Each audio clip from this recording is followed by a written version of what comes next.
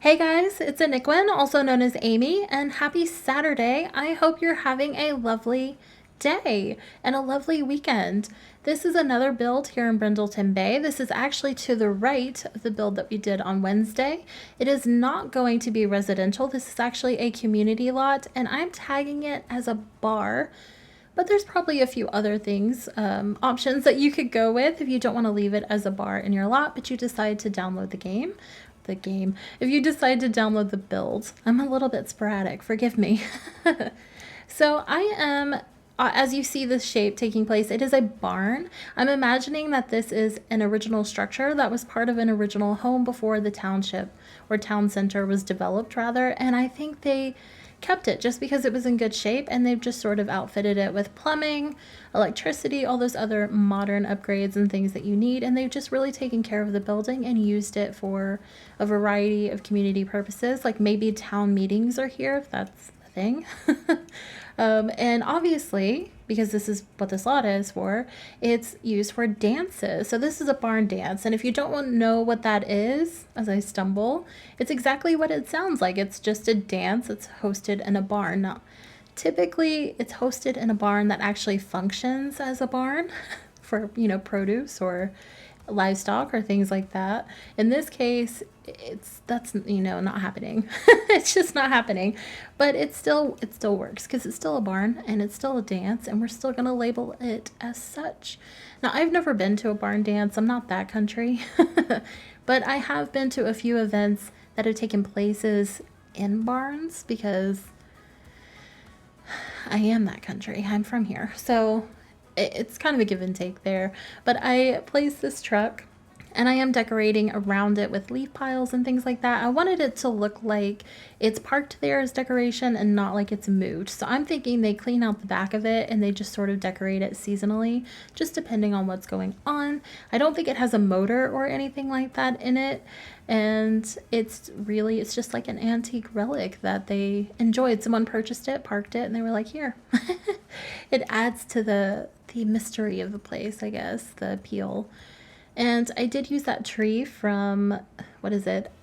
Outdoor something? Outdoor adventure? Outdoor retreat. I never know the names of packs. I'm terrible with names. But I use that tree. It is a debug tree. It's one of my favorites that we've ever gotten because of those lanterns. Now, I do place this outdoor bathroom. It does not stay. It actually is going to go away. Initially, I didn't think I was going to have enough room indoors to build a bathroom, and so that's just kind of an easy way to get rid of that need if you're building a community lot. And in the end, I did have room, so I do remove that. I don't remove it on camera, and I don't recall if I take screenshots for you guys to be able to see what it looks like back there. But really, I remove the shrubs, I remove the bathroom, and I place a bench and a rock. I mean, it looks nicer than it sounds. You'll have to trust me on that one, but I do get rid of some of that. I cut some of that down just because there was no need to have the bathroom stalls outside and the bathroom inside. Well, it didn't feel that way, at least. If you want to add it back, please feel free. All you have to do is delete the bench, place the bathroom down, you're good. So I am sort of landscaping as we go. I do I do enclose the walkway, not completely. I believe there's some spots that are open.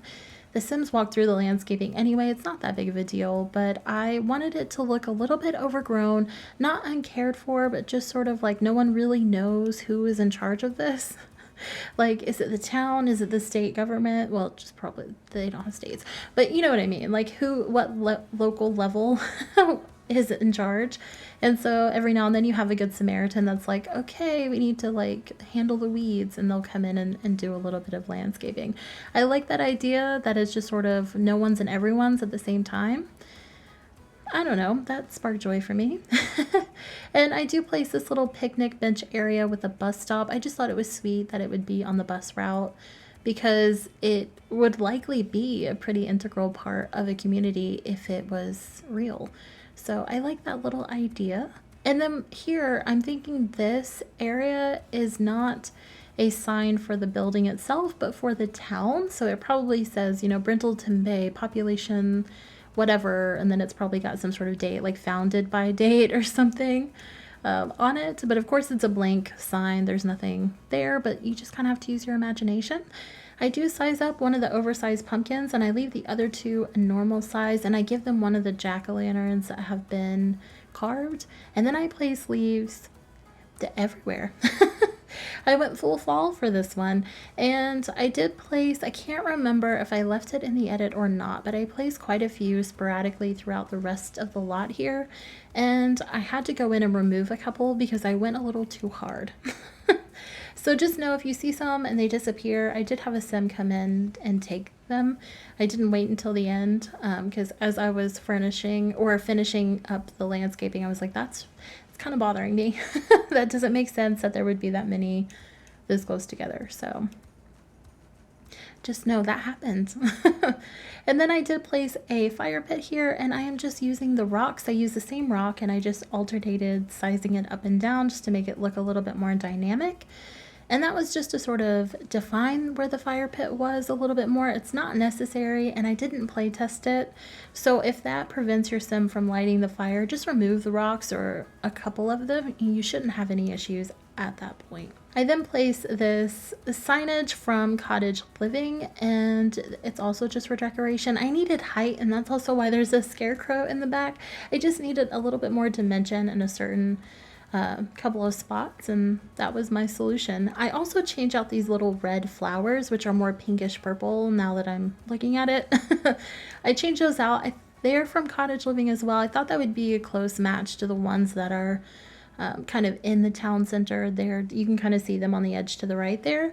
They're not. They don't look the same at all once you enter fall. So I did go in and swap those for the ones that are actually in the center. They match. So those do change as well. I don't make that change on camera either. There was quite a few things that I had to change up that I just did without recording it because it was, it took like 2 seconds. It would have been nothing on film. And then over here where the picnic tables are, I did use 2 different styles. I used 2 from Snowy Escape and I used 2 from Journey to Batu. They use the same wood tones, and I just really like the difference in texture, and I like the difference in styles. I also like that 2 of the benches on the Snowy Escape ones have that fabric. It looks like a really soft cloth. I'm not really sure what exactly it is. I like that those came with that, and it just made it seem a little bit more cozy without making it seem like it was almost winter time, which was the appeal for me. And then we're going to hop into the interior here. Now I do size down this tree over here to the right. I size it back up before I place it back in the lot. And as you're playing, it will disappear as you zoom in and out. I thought it was going to be distracting for camera, so I just went ahead and sized it down so it was out of the way. And then we jump into the bathroom. Now I'm going to change up the flooring and the wallpaper real quick, just because that red just wasn't doing it for me. And the bathroom is pretty simple. It looks, it's definitely got a theme, I guess, a design. It looks a little bit modern, kind of industrial. I really just wanted it to look like several different pieces were thrown together, but in an appealing way. Like someone cared about how this was going to look, but I don't think they bought pieces from the same collection or the same set. They likely went thrifting or something to put it all together, and I really like the way it turned out. Honestly, I think it's really cute. Obviously, I think the whole thing's cute because I made it. So I don't know why I said that, but here we are. I do put a chair in here. I always throw in a chair in a bathroom in a public space. I don't really know why. I don't know. It doesn't really make sense, but I do it anyway. I was thinking about a whole love seat, but I thought that was a little too strange.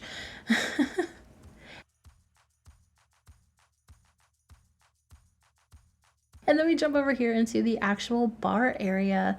Now I do place this bar from Cats and Dogs, and I use these stools from, I believe, the new Industrial Loft Kit, if memory serves me correctly. And it does. I really like those stools. I think they have a nice shape, I guess, is what I'm trying to say.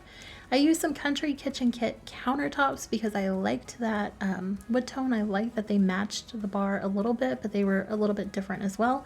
And then I used the Parenthood upper cabinets. I don't span it across, and I use the Country Kitchen Kit cabinet as well.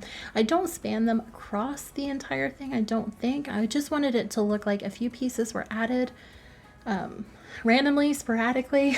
I don't think all of this was done at once, I guess is what I'm saying. And I do kind of outfit this to look like a kitchen, but you have to keep in mind, I think this is like a generic community space that people rent. I don't think it's designated or run as a bar every single night. So there are things that are left, like that's a tea kit that probably the last event that was hosted accidentally left behind. The coffee pot is just one of those, like, here, you're renting this place. Here's an appliance that was left over from an office.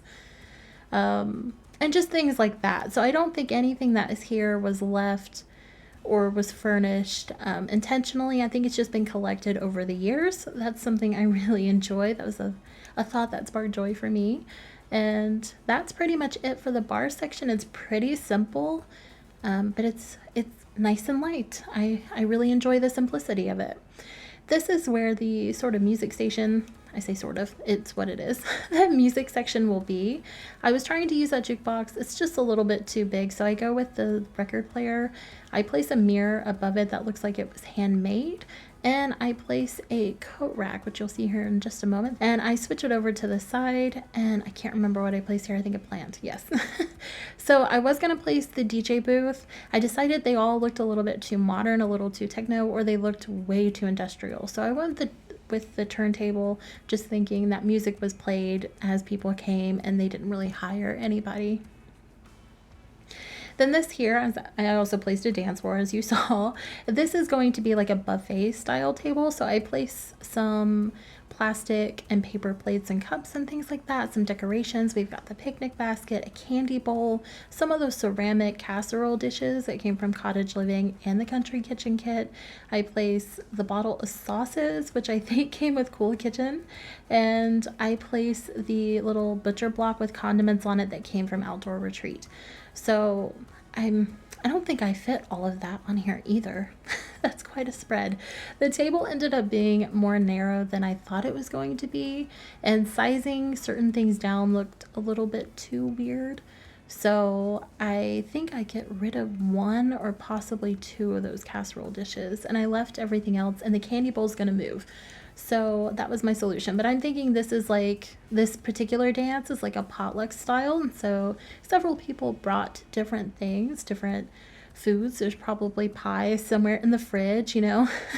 That was just kind of my thought. I think whoever is using this space, it's probably a pretty tightly knit community. And I liked that idea as well. I do think about swapping out that plant. I place it right back here in just a second. I use those little pumpkins from Seasons as well, I think like 3 or 4 separate times on this lot, which is a little bit overkill, but it had to happen, guys. It had to happen, and I think I used different color swatches every single time I placed it. And then I just give them a little dining chair here. It's just a little spot to sit. Maybe you have a child or an elderly sim and you're preparing a plate for them or something, and they're eyeballing you. They're keeping an eye on what you're doing. And then here is just sort of like the entry table. So there's going to be this candy bowl. There are decorations, as you can see. And I left quite a bit of my decision-making process on film. I normally would, if I was unsure about something, figure it out, delete it, and redo it and film it. I don't do that for the entire build because it would take too long, but if there's something I'm trying to achieve a certain look for, I will do that because I don't want to make you watch me go back and forth 1,000 times. But in this case, it was so small, and I don't know, it just felt more natural to leave it in, so I left it in. But this is really all an entry table needs to be. It's got a few decorations, so it gives you kind of like a good theme, you know, an idea of the theme of the place. And it's just a little welcoming corner, like, hi, fall vibes, get your dance on, eat some candy. We're going to be here for a while. And then here in this last little bit of the room, it's going to be a little dining section. So this is where maybe you've been dancing, you need to take a break, you have a drink, maybe you have some appetizers, I don't know. This is where you would sit though. I do reduce the tables to just 2. 3 was a little bit too cluttered. I did mix some chairs and tables from Cottage Living and Cats and Dogs. I liked the way that it looked. The color scheme all went together really, really well. And then I placed these lights. Now I do leave them, but I change them, and I don't change them on camera. I size them down using the tool mod to like 0.75, I think, because they're just a little bit too big. They were clipping into the ceiling. And then I actually, instead of having these crisscross, I have them go parallel with the dance floor. Would it be parallel? Perpendicular? I don't remember, and geometry was not my best subject, but they're running along with the dance floor, and then I take the toddler lights and I sort of cross those in the middle. It made it look a little bit more dynamic, and the toddler lights actually look like they're attached to the ceiling rather than clipping through. So that does look a little bit different. You'll see that in the screenshots because that's definitely pictured.